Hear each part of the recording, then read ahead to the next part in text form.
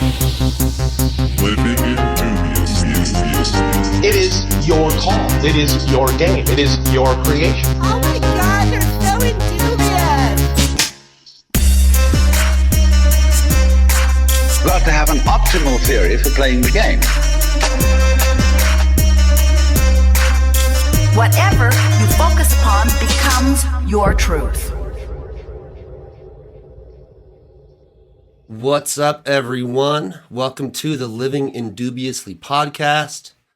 Today we have a special guest, Aaron Abke, spiritual teacher, YouTuber, conscious influencer, and someone that I recently have become a huge fan of your work, man. It's a pleasure to have you here. I love to hear it, man. I'm glad to be with you. Thanks for having me. Absolutely, man. I was recently turned on to the teachings of Ra from some close friends of mine, which led me down the YouTube rabbit hole and led me to your work. And what I started to find was, I love the book, The Teachings of Ra, but it reads like an instruction manual. It's kind of very dry and scientific. And your interpretations I found to be, just super palatable and intelligent. So, my question for you is, how did you discover the teachings of Ra, and how has that impacted your life and your path? Yeah, it's the Law of One's interesting in that way, how it's written. It's sort of like very much what you would expect an extraterrestrial communication to be like. Yeah. Where it would be very like masculine energy in its structure, but it just contain like the most unspeakable beauty and mystery you can ever imagine. Mm-hmm. And the Law of One is like that. It can be, like you said, a little bit dry and sciencey and like an instruction manual or something. But what it's describing of the universe, if you can get behind it and see it, is just utterly magnificent. Mm-hmm. And so, for me, discovering it was just such a life-changing thing, because I don't know what it is about the Law of One that has this unique ability to create this effect in people who read it or who come to understand the teachings of it, the seven densities and the logos and whatnot. Yeah. It has this effect on people that's like, wow, this explains everything. It's like, I always knew this was how the universe worked, but I never had any language to put on it. And now I get it. Like, this matches up with my experience, and it's the best possible news. So for me, that was how I felt when discovering the raw material. Is it does something really, really beneficial and useful for, I think, where our society is, in that it kind of removes all of this fear of death immediately. Yeah. And just says, hey, look, not only do you not have to fear death, but like, you're inside of the most magical, cosmic, virtual reality simulator ever that just kind of goes on for eternity. Yeah. And there's a lot to look forward to. I feel it, man. That's kind of been, my life path has been being gifted the magic of getting in touch with my own mortality, at a young age, which has forced me to kind of look broader and more beyond. And, the teachings of Ra have entered my life at a very synchronistic time, as most of these things do. That's kind of how things just work out for me. But I was undergoing, and I still am, really an extreme transformation in the way that I view the world, the way that I view myself, and the way that I hold myself in my action and my expression. And the Law of One came in, and it really gave me an understanding, an actual understanding, an intellectual way to kind of structure it in my mind. And it's interesting, though, as much as I understand it, it's almost beyond my comprehension what is truly happening to me. And there was one of your videos. I went down the Aaron Abke wormhole, the YouTube wormhole, you know, and I got into this one, which was you talked about spiritual depression. And that one, man, that one touched on exactly what I was going through, because it was like, essentially, I reached this precipice in my life where it's like, okay, this is the next step. And everything in me, I was like, whoa, that's a big step. That's giving up a lot of what I view myself to be, a lot of my, you know, my personality or who I am. And my ego has put up a brilliant fight in trying to trick me and not to do so. You say, what about all this stuff that you always wanted your whole life? What about this and what that and this spiritual stuff, man? This is way too much for you. You're going way in over your head, and you're going to regret this, you know, constant voice. Da da da da da da da da. And I mean, I've been dealing with it now for a solid few months, but I'm not all the way through the portal yet. And I guess the way that it feels is that I want to intellectually understand something and have this big aha moment. But, you know, I think there is some of that. But what I really think is instead of an addition energetically or understanding of what it is more of a subtraction. It's a subtraction of myself, the parts of myself that I view as me, which are not even getting close to expressing what I truly am and what I came here to do in this important time, in the shift from one density to another, of shedding myself selflessly and integrating with what it truly means to serve others, which is what I've always wanted and known, but been blinded to the ways in which I don't do that at all. And, you know, have you been experiencing similar to this? I mean, I assume you have, based on the video that you made. Oh yeah. Yeah. The spiritual depression thing was a huge portion of my journey. Was like, how do I get over this? It just keeps coming back. It felt almost inescapable. Yeah. And I'll tell you what made the difference for me. Sure. The ego is very impressive in the way it's designed, how it collects all these different identities and attachments, and it sort of builds this imaginary security blanket for us of like, my happiness depends on people's approval. My happiness depends on my success. I have a hot girlfriend, I have a great car, and all these different things it collects. And then as we go into the spiritual journey of self-discovery, we're asked to lay aside all those things and say, no, that's not who I am. That's not where I find my worth or happiness. I find it in knowing myself. I find it in love, oneness, unity. And so as we sort of rip away all these little security blankets for the mind, as each one disappears and we kind of see through the illusion of like, no, money can never actually make me happy. Romance can never actually fulfill me. Success, approval, all these things can't actually give me what I'm looking for. Then the sort of the consequences of getting rid of ego's attachments become increasingly severe. Meaning you'll notice how dark, you know, let's say all of a sudden, a close friend comes on your Facebook post and disagrees with your political stance and tries to tear you a new one. Yeah. All of a sudden, that seemingly not very big deal of an event becomes this crushing weight that just constricts you. And you're like, life is hopeless. Why even live? It's all terrible here. Yeah. And that's what would happen to me, is like every little thing became a huge thing. Yeah. It would cause unbelievable suffering.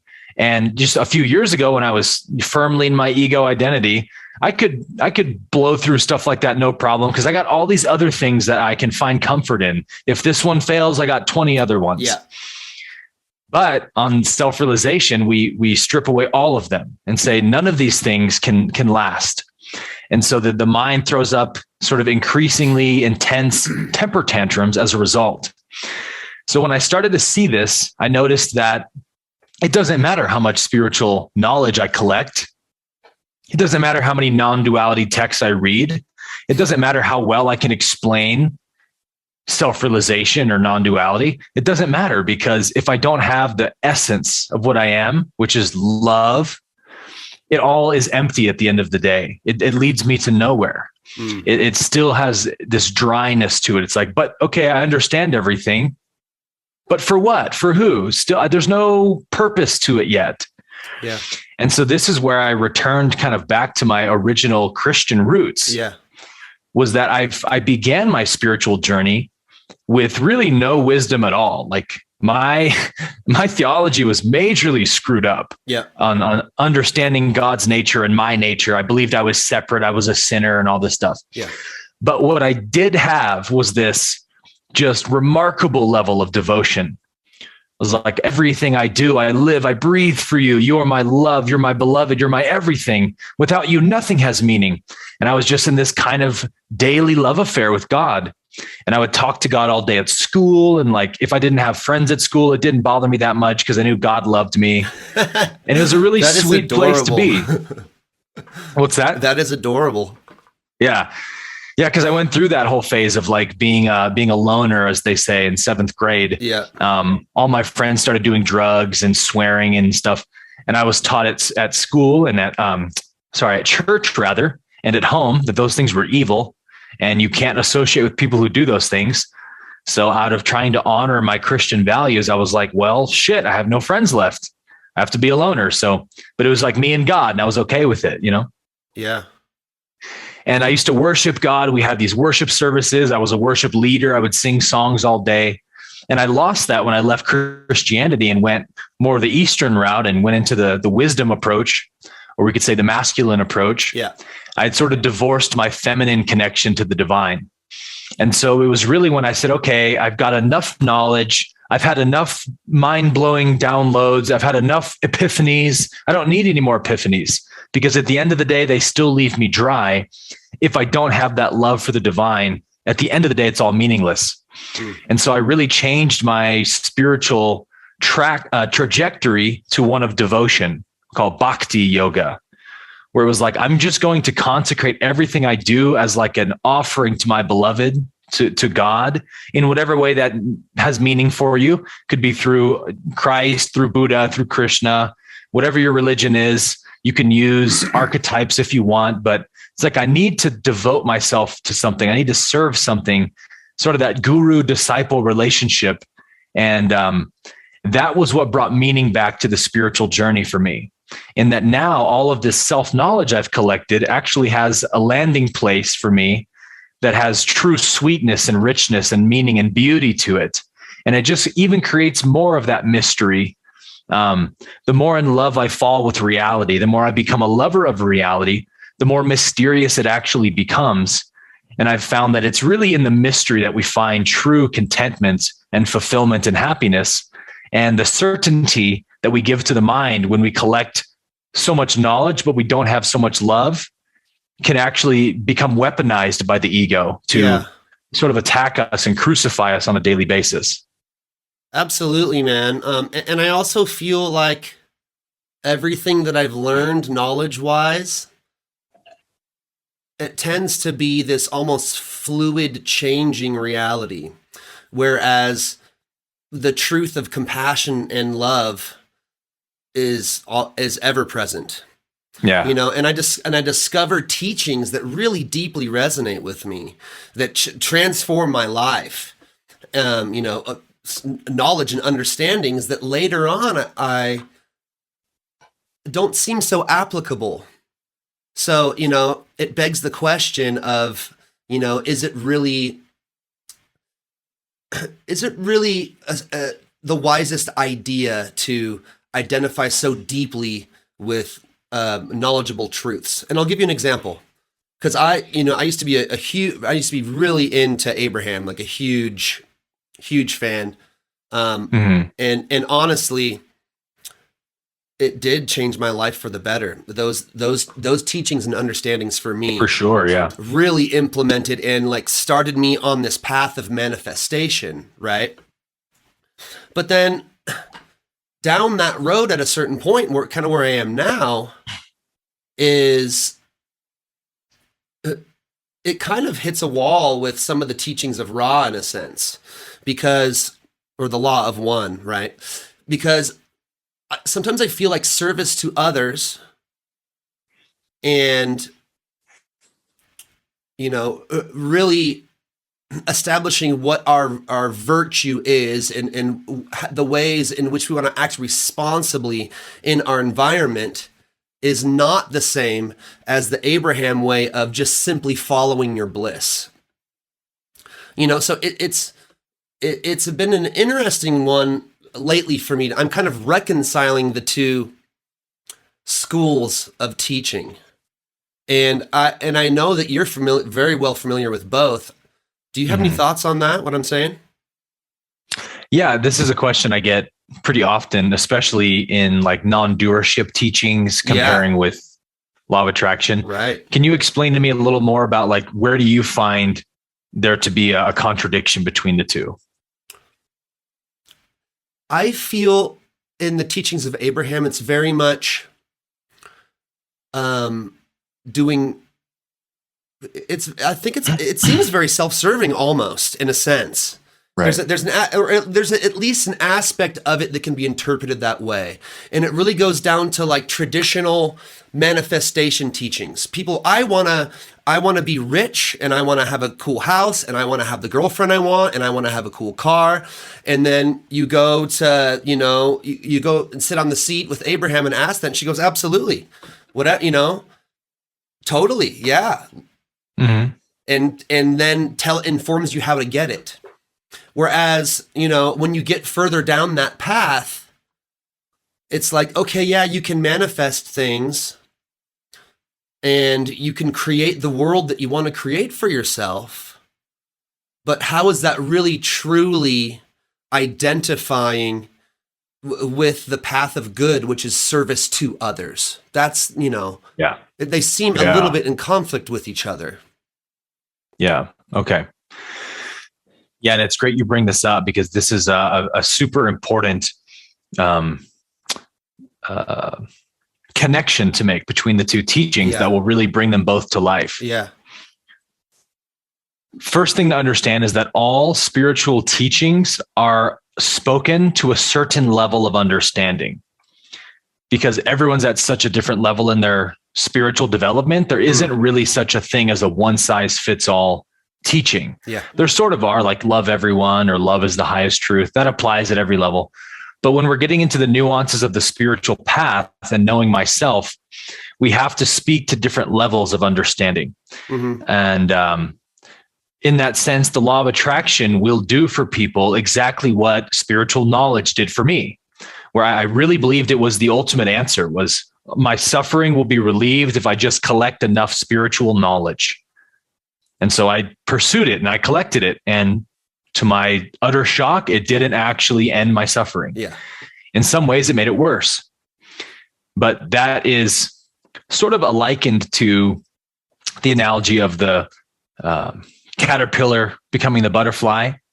The caterpillar eats and eats and eats and eats and eats and collects and collects and collects, becomes really fat with, let's say, knowledge or law of attraction. And then it can't go any further. It can't progress any further.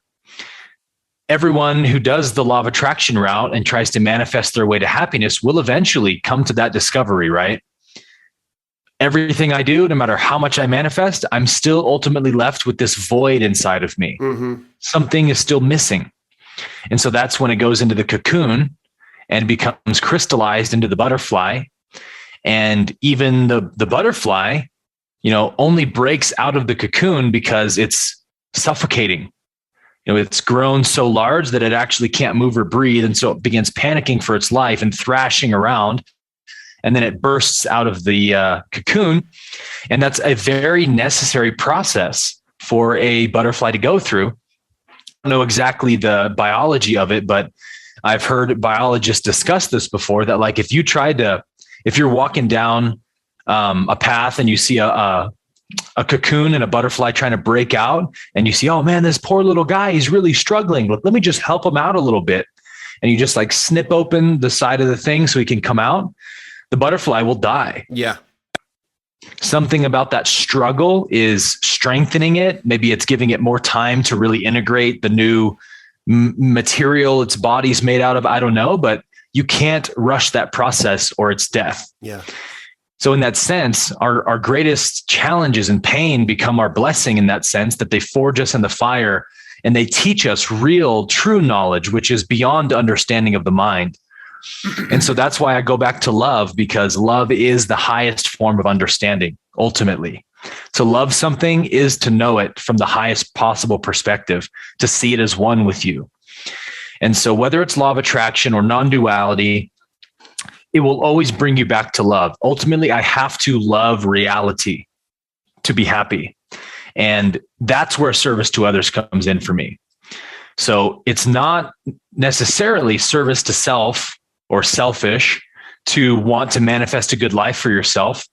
There's absolutely a way to see that from a service to others viewpoint, in that what's good for me is good for everyone. If I'm happy, if I'm fulfilled, if I'm living up to my highest potential, I become a beacon of light people can look at as an example. I can share that wealth with others. You know, you're doing what you're passionate about with the podcast.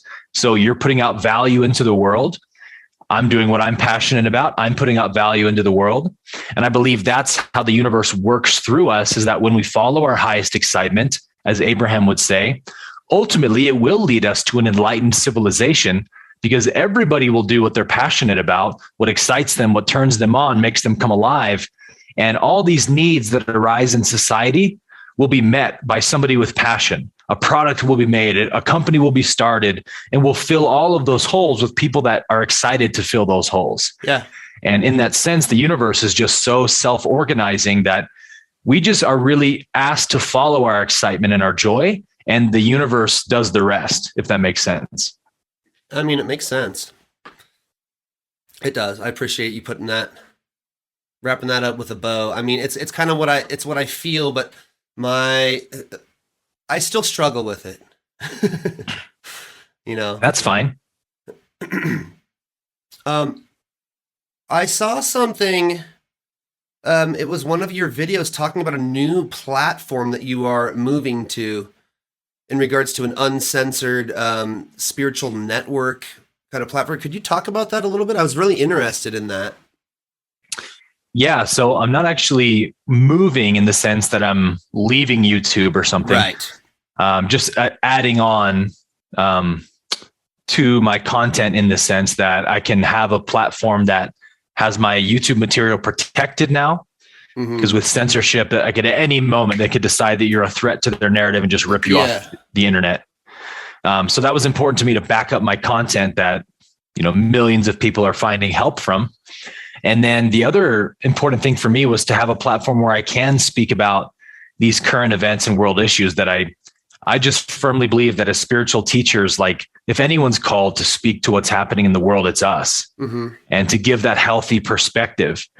And many, you know, the vast majority of spiritual teachers and friends that I have are doing that. And then there's a small portion of them that I believe are, for understandable reasons, are shying away from speaking to what's happening in the world because they're afraid of the controversy and whatnot. But that's not somewhere I want to be. I'm actually very passionate about how do we move from where we are to a truly enlightened civilization? How do we heal these collective shadows we see manifesting? I want to talk about these things, but I can't talk about them on YouTube without my content or my whole page being under threat of being ejected. And so Conscious Vitality is a platform that's censorship free and has a lot of these other kind of light workers making this material where we can have these discussions without that fear happening. But the important thing is, from a legal standpoint, as long as it's behind a paywall, meaning people have to pay some kind of money, which for Conscious Vitality, it's like $9 a month, then legally, like the Google, the Amazon, you know, the people who host the servers, they can't just rip these websites off, because legally, if it's behind a paywall, they're allowed to talk about whatever they want if it's private like that. And so some people say, well, why don't you put it on these other websites that are also free platforms? And the caveat is, well, they're free and safe now, but it's sort of like we saw with Parler. If at any moment, like the big tech overlords, so to speak, decide that these websites are a threat to them and they own their servers, they can eject them as well. So for me, it was like the safest option to sort of secure my content and to be able to have these conversations. Yeah. I definitely see the merit of the people that do not want to talk about it. Mm-hmm. And I mean, from my perspective, I often feel like injecting myself in conversations like that, whether it's, just widely debated ideas and topics, politics, more kind of conspiracy rooted stuff, that it's polarizing. And, for sure, you run the risk of upsetting people, and then people saying, yo, I don't want anything to do with you anymore because you have kind of aligned yourself in a way of something that I don't believe or whatever. And also, I feel, in a sense, that it's not my archetype as a human being to be on that edge of transformation. My transformation and my medicine is in the acceptance and path of most allowance and loving what is. And for me, it's not that I don't disagree with the way that things are going down, because I know there are huge forces at play here, and mass manipulation and control and greed and whatnot. But within the teachings of Abraham, it expresses that we live in a material universe with every color of the rainbow of any experience that we can choose to focus on. We can choose to focus upon it. Therefore, why are we going to focus upon things that perhaps aren't what we want to see? Do you feel like it's creating more of that by focusing upon it?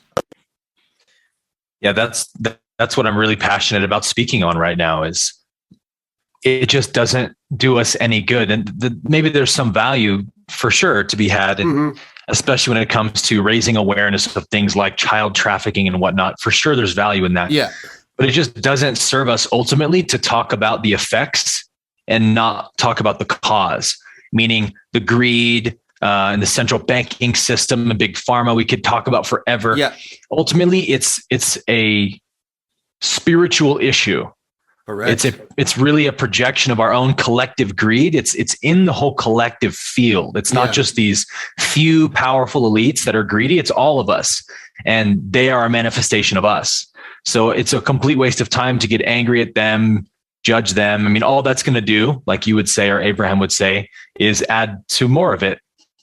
So I'm really excited about talking about solutions. And where do we go from here? Now that we see a lot of the shadows we have, how do we start healing those things within ourselves? And then once those energies of greed and power control and whatnot have been healed from our collective consciousness, man, we can move into an enlightened civilization so quickly that, the possibilities are endless in terms of, star seeding and inventing new technology and researching bioresonance. And there's so many possibilities for us once we heal and get over these collective distortions we're seeing, that it's for me, all the focus right now is, okay, what is the universe asking us to heal based on what we're seeing manifest in the world? Yeah. No, I feel that and I agree with that. But then I guess my question would be, if that's the approach, then why do we need an uncensored network? Because that the rhetoric of which you speak, of love and healing ourselves and not casting out blame upon the external environment, seems like, I don't see why that would be censored. Mm-hmm. Well, so I'm doing a show on conscious vitality where we are going to go episode by episode into each form of, you could call it injustice, power, control, corruption, all these different things we see in the world, even down to something like vaccines, and get into the nuances of what does this say about us individually that this is manifesting collectively? And so to talk about these issues individually, which we can't just ignore them, we have to talk about them, but we need to talk about them from a holistic space of oneness, perspective of oneness, even just to use those words is putting you at this point at risk of being deplatformed. And I want to create a safe space that not only myself, my guests, and my audience, people listening who are doing these Q&As with us and having these conversations, can feel safe, that they can really just speak their mind, use whatever words they want without feeling in jeopardy of being censored for it. And also just for the fact that the way you are with one thing is the way you are with anything ultimately. So it's like, it's not enough for us to just have all these spiritual concepts and know all these spiritual truths if we don't live them. Meaning I can't truly be a proponent of healing my mind and then just be stuffing garbage into my body all day long. There's an incongruency there spiritually. If I truly see with the eyes of oneness, I will understand, oh, healing my body is synonymous with healing my mind. The two go hand in hand. So if I'm eating a clean spiritual diet mentally, I'm questioning my thoughts, I'm bringing every thought back to love, then I'm going to do the same thing with my physical diet. Yeah. I'm going to put things in my body that are natural for it and healthy for it and expand its vibration and create holistic health and harmony with the environment. That's just going to happen naturally if I'm really doing the work. My room being messy, if I see that I'm just leaving clutter everywhere, that's probably a symptom of a cluttered mind. So if my mind is clean and quiet, I'll notice that my room's probably going to be clean and quiet. Right. And so the same goes for me of like living in alignment with my spiritual values has to show up in my external life, so to speak, and honoring free will and the ability to have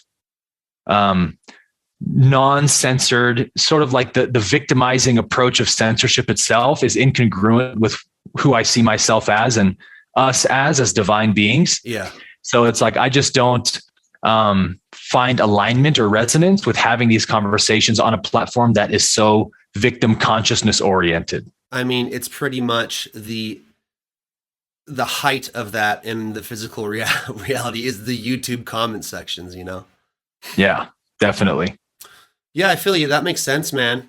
You know, in regards to all of this, of what we're experiencing right now in the world, I mean, I can speak for myself. It feels like constant uncertainty on a physical level, you know? And I mean, because I'm a musician, right? So music's totally taken away and then it's kind of given back. And then now it's kind of going away. It's like I'm living in this uncertainty of whatever this is. And this has kind of reminded me of your cocoon metaphor. I feel like the whole world is going through that right now. Like we're literally stepping through this on a global scale, on an internal level.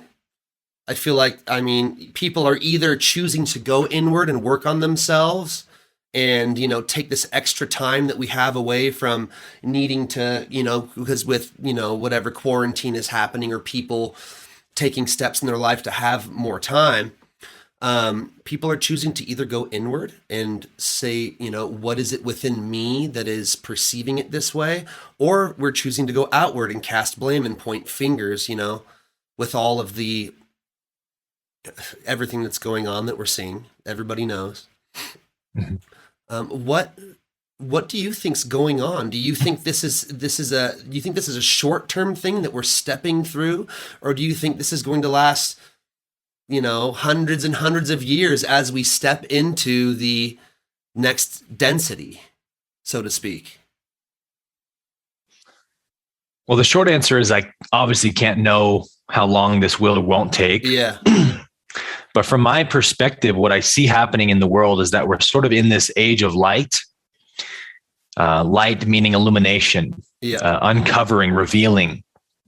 And Ra talks about how as we cross from third density to fourth density, they actually ask Ra, how long will this transition take before we are true color green, as they would say, truly fourth density?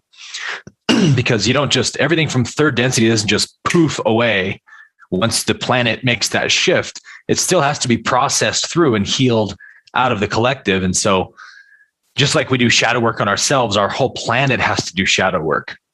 And that might, obviously will take a lot longer than it takes for an individual to do shadow work. But Ra's basic answer was, according to our estimations, somewhere between 100 to 700 years. And to me, that means we're 100 to 700 years away from what we could call becoming a really enlightened civilization, where everything is really based on unity and freedom and service to others. And so this age of light is the period of time between that, where we're in the fourth density now, technically, but we have all of these third density components to our collective that haven't been healed yet, that just aren't congruent with fourth density. So like they have to go, they have to be expunged. And so we can't move into that kind of enlightened civilization until we see what is holding us back from that. And so I'm very thankful for the pandemic because of what it's revealed to us, and that it's really kickstarted this awakening, this age of light, in the sense of like, hey, let's just see it all, baby. Let's just see where all the shadows are at once. Get it all and let's get out, to work. Man. Yeah. Yeah, no, I'm grateful for it too. But in the same sense, it's like, it's this almost living discomfort. But within that living discomfort, there is this heightened sense of growth, Yeah. And I like to be careful with the idea of growth and spiritual growth, because I think it gives people the idea that there's somewhere to go that they're not. And I like to describe it in the sense that it's not adding anything on, it's taking away. You're already it. The only way in which you're not it is that you're not perceiving of the perfection that you already are. Does that resonate with you? 100%. And that's again where we come back to the whole teaching from levels. Yeah.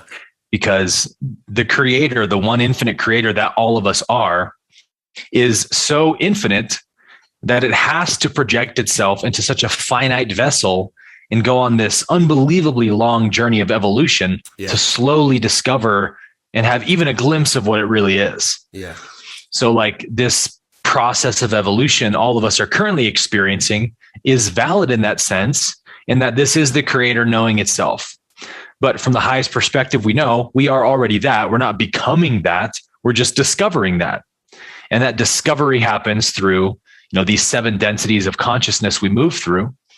And so like at one level of understanding, when someone's very identified with ego, they believe they're the separate self, they really don't have any context for what it means to be the infinite, then we can direct our spiritual teachings and the language in it as a concession to their belief that they're a separate self, and talk them out of it.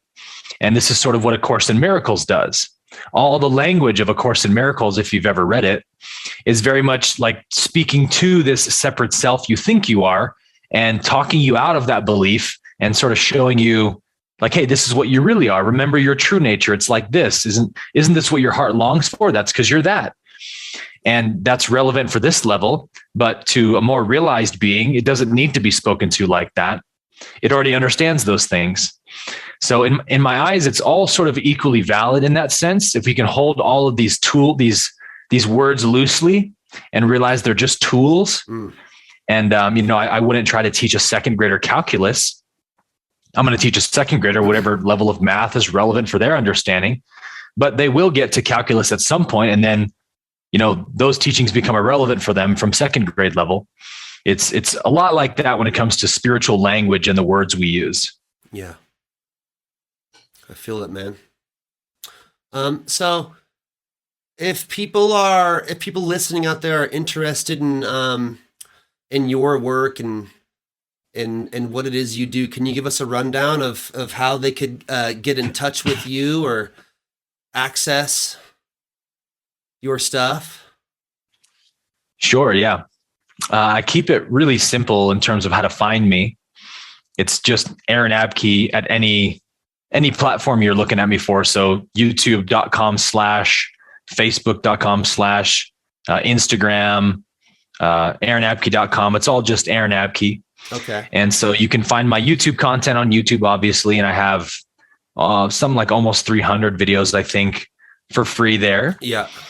And then I have 2 programs that I'm currently running. One is an 8-week masterclass.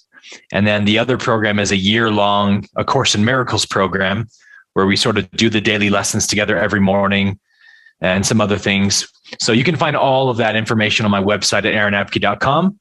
And then when it comes to social media, I'm pretty much just on Instagram and a little bit on Facebook as well. Yeah. Super appreciate having you on, man. I appreciate being on, brother. It's been fun. Yeah. So look forward to the next time we speak. Take care, brother. Keep doing your work, man. Appreciate you. Likewise, man. Thanks again. Playing the game. Whatever you focus upon becomes your truth.